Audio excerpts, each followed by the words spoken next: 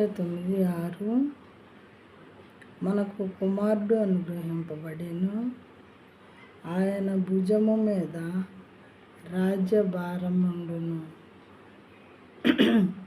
ఆశ్చర్యకరుడు, ఆలోచనకర్త, బలవంతుడైన దేవుడు, నిత్యుడగు తండ్రి, సమాధానకర్తయగు అధిపతి అని అతనికి పేరు పెట్టబడును. ఇక్కడ కుమారుడు అంటే జీసస్ క్రైస్ట్ అన్నమాట. మనకు కుమారుడు అనుగ్రహింపబడెను, ఆయన భుజముల మీద రాజ్యభారం ఉంటుంది అని చెప్పి తండ్రి చెప్పించారు, రాయించారు.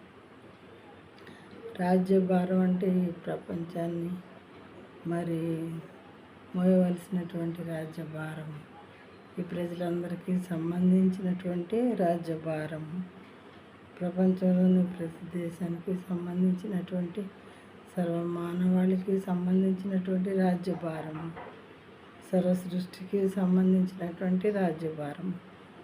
ఆయనంట ఆశ్చర్యకరుడు. ఎంత చక్కని పేర్లు ఉన్నాయో దేవునికి.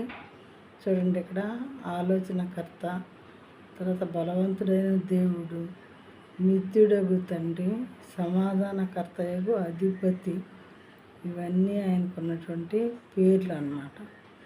ఆశ్చర్యకరుడు, ఆలోచనకర్త, బలవంతుడైన దేవుడు, నిత్యుడగు తండ్రి, సమాధానకర్తయగు అధిపతి.